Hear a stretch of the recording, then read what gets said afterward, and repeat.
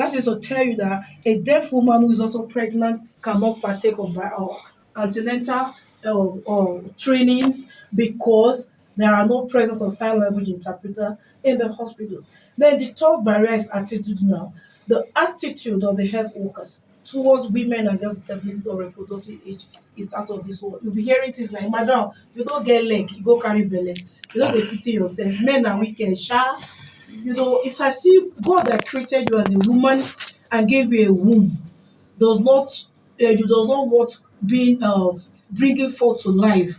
These are the barriers that we encounter as women with disability or reproductive age. As such, women with disabilities who often encounter this stigma withdraw from going to hospitals to access medical services due to these enormous barriers. Wow, thank you, Betty, for giving us some of these insights on the challenges that women with disabilities are facing. As organizations of persons with disabilities, which you're also a very active member, you play part in that.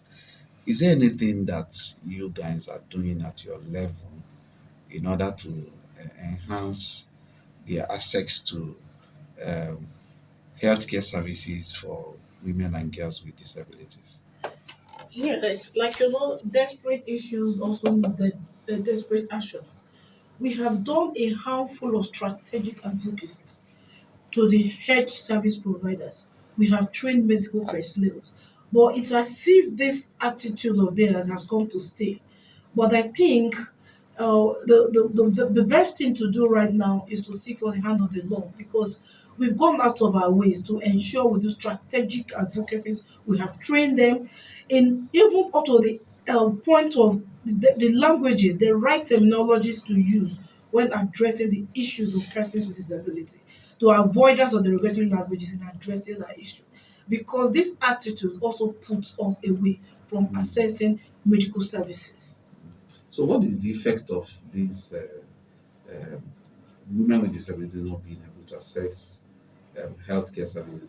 Does it have any effect on women with disabilities? Of course, it does. Over 33 million persons with disabilities in Nigeria, government has not been able to cater for us. So we're not praying for more persons with disabilities. If a woman with disability or reproductive age is not being catered for during the reproductive age or during antenatal, she has no choice than to give birth to more children with disabilities because she encounters a lot of diseases, infection, Mm. what is this called now? Tetanus and Okay. all.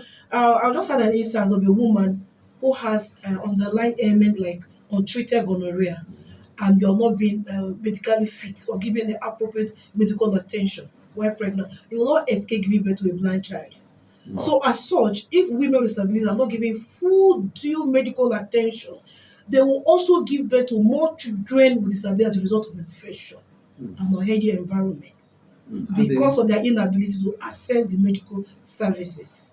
I have heard a story from a woman with disability, a deaf lady, and she actually told me that she had four kids, and apart from the first one, because of the challenges that she faced in the hospital, the remaining three she didn't go to any hospital. So can we also say that because of this not being able attitude of healthcare providers towards women with disabilities, can we also say that a good number of them don't really want to go to hospital any longer? Yes, the lady you in question is my sister and a very close friend. What really transpired in her case was that her own case was the issue of communication barrier because she is deaf. The doctors couldn't communicate. She couldn't hear what the doctors would say, and the nurse would say push. She was just there doing everything on her own because there was no communication. And she almost lost her life. So the fear of not losing her life made her to stay away from the hospitals because of the lack of the presence of sign language interpreters in the hospitals. Hmm. All right, we'll just go on a very short break. And okay, my producer said I shouldn't go for a break now. Uh, Betty, Yes, please. we're looking at government, different organizations, international partners, and all that. What do you think can be done in order to address before I open the phone lines? what do you think can be done to address some of these challenges that we have mentioned? Because people out there will be like, okay, we have mentioned all the challenges.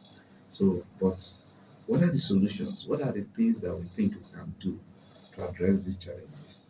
I think there will be need for more strategic advocacies, more and more of advocacies, and creating of awareness, because it will also interest you to know that the violence against persons with sexual prohibition act that has been passed into law 5 years ago. Some people will still tell that they don't are not aware, they don't even know about it. Meanwhile, we're on air every day, we're on TV, radio, newspaper, everywhere, physical meetings, sensitizing people, advocating for the rights of persons with disability, but some still play novice of this. So I think is the continuous and the strategic advocacy will be the way out of creating more awareness. Yes. Yes. Okay. More awareness. The other things that the government can do. So, is there any policy on ground? Does it have any policy that has been formulated to address some of these issues? Because these are some of the things that my listeners will want to know about, so that they will want to know if there are some policies on ground that government has actually formulated to address some of these issues, and maybe those policies that have been lying there, they have not been implemented. So these are some of the things we also wanted to point out. Is there policies on ground? Yes, of course. There are a lot of policies. I'll narrow it to sexual reproductive health policy, which I Okay. was a part of. It has been passed, and the problem is implementation. So, like I said earlier on, there is also a need for us to get intentional about strategic advocacies and creation of awareness Okay. to promote inclusivity and implementation of all the policies that promotes the well-being of persons with disabilities in Nigeria. Okay. Again, healthcare providers, sometimes one can say it's not their fault because they are not really aware of some of these things. So, what do you think can be done in order for healthcare providers to be more aware of this disability inclusion, in order for them to, be able to, provide some of these services for persons with disabilities? Like I said earlier on, ignorance, they say, is not an excuse of law. Okay. Because if they arm themselves with the provisions in Disability Act, they will know that and be guided of the rights and privileges of persons with disabilities. Because the right to health, right? 090 9752 9699. 090 Hello, your name and where you're calling from. Hello? Hello, your name and Hello? where you're calling from. Hello? Can you hear me? I can hear you. Wow, lost the caller. Can call us on 090 9752 9699. 090 9752 9699. Betty, you had the caller was actually saying that Federal Ministry of Health have a whole lot of role to play in order to enhance access to healthcare services for women with disabilities, persons with disabilities in general as well. So, what do you think on how? What just make your own call for this particular ministry? What do you think this ministry can be doing? Or you just want them to start doing in order to address this issue? Okay, I think the solutions to these challenges could be narrowed down to policy implementation. I think we have a caller. Hello, hello. Your name and where you're calling from? Hello, can you hear me? I can hear you. Hello? Hello. Your name and where you're calling from, please. Can hear Okay. you. Mm. Can you hear me? Yes. Just tell me your name Okay. and where you're calling from. Lovina, I am calling from Abuja. Okay. So make your contribution. I'm not hearing you clearly. Make your contribution. I can hear you.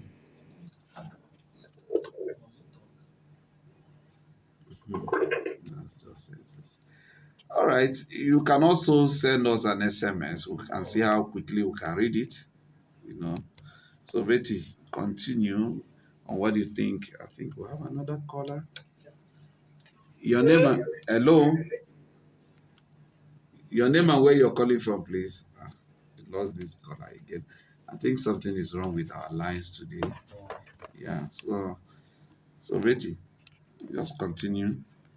What do you think that Ministry of Women Affairs will be doing, to address this issue? Because our caller actually says that Ministry of Women Affairs are the ones that we should hold responsible, Okay, Ministry of Women Affairs can only promote, and Ministry of Health as well. yeah, can advocate and promote policy implementation, infrastructural development, training of healthcare service providers, community awareness, financial support programs.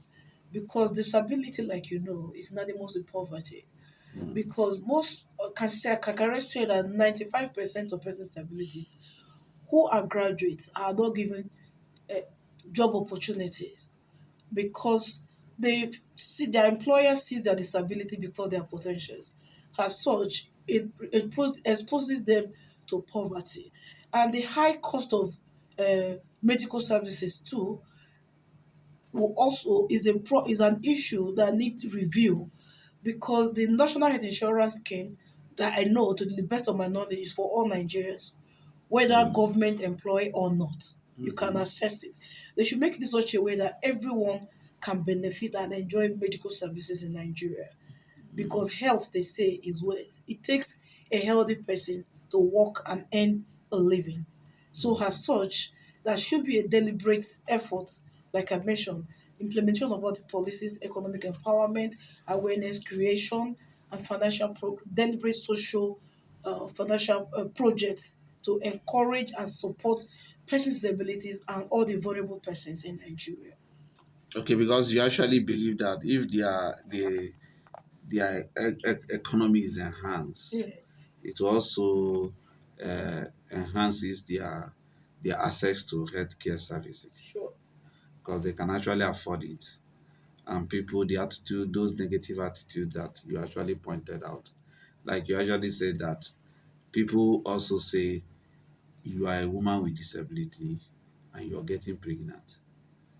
So because I think they most times they look at the economic aspect of it. Can she even be able to, after looking at inability of, because sometimes they think that that woman would not even be able to carry that Maybe to full pregnancy. terms. Then again, they're being able to even foot the bills is another thing, so especially when the person is not married. So, looking at other things, there's still this particular one that's also very striking to me, the one that has to do with societal stigma, because there's still this cultural belief, a lot of cultural belief, the stigma within the society, the stigma that has to come with the gender, because you're a woman, and on top of that, you're also a woman with disability. So, so we need to look into that because it's also a very big problem. So, what is your take on that? Yeah, my take on that is like I always say, ignorance is not an excuse to law. If you want to discriminate or stigmatize a woman with disability as a result of her disability, you are also an illiterate Mm-hmm. because she has a law that protects her. Mm-hmm. The economic and financial empowerment that goes round for everyone in the society should also be melted out to women and girls with disabilities. We can work. We are able to work. The few we have empowered in our community, I'm citing Karamajiji Disability Colony, for example. Every woman in Karamajiji with disability has been empowered. They all have one trade or the other. Such women, you won't tell me if they brought forth like they Hello? cannot take care of their children. You can hold your thoughts there. Hello? Hello, your name and where you're calling from. Good afternoon, sir. Good afternoon. Your name. I'm calling you from Budapest in Abuja. Okay, we just quickly make your own contribution. Yes, sir. My name is Okay. Adon. Are you on here, sir? Yes. Okay. I actually have this case. Brother, I have another person. mentally ill, honestly, and I've been in this situation. We are suspecting a spiritual issue. One of the things is I've done everything, including prayer, even cooling yourself. I'm looking for a solution, sir. Okay. Honestly, so violent that you have really broken my mother's eye. Wow. So violent, nobody knows you. Okay. We've heard So you. many people. Let me respond to him. All right. Just quickly respond to him Okay, my brother, a quick one. Okay, quickly there is because you a don't have. rehabilitation center in Caro General Hospital. And I think it's almost free. You can take him there, and we also Hello, want ma'am. to have your contact so we can direct you further. I think I'm clearly. But we're also financially It's not okay. able to handle the situation. We only have this can. All right, we can maybe by next program you can still call us so that we discuss more on this because we don't have time any Okay. longer. Yeah. All right. Betty, Yes, your please. party words are just in 2 seconds, please, because we don't really have time any longer. Okay. Thank you, listeners. Thank you, Nigerians. I want to say a special thank you to all Nigerians who are passionate about persons with disabilities. Be our advocate. We're encouraging you to promote an inclusive society where the lives of persons with disability matters. Persons with disabilities are humans too, and disability rights are human rights. Thank you. All right. This is where we are going to be ending it today. Just like she said, that we have to raise awareness and also advocate more for the policies and the laws, that protect the rights of persons with disabilities. And together, we are going to be achieving, a better society where that will have equitable and a more inclusive healthcare services for all of us. Um, I must have to thank my producer Omos, who have been signaling me that I have no time any longer. Thank you, I boss. remain Abokri Sanobiora. Thank you, and we'll see the same time next week for another interesting topic. Bye for now.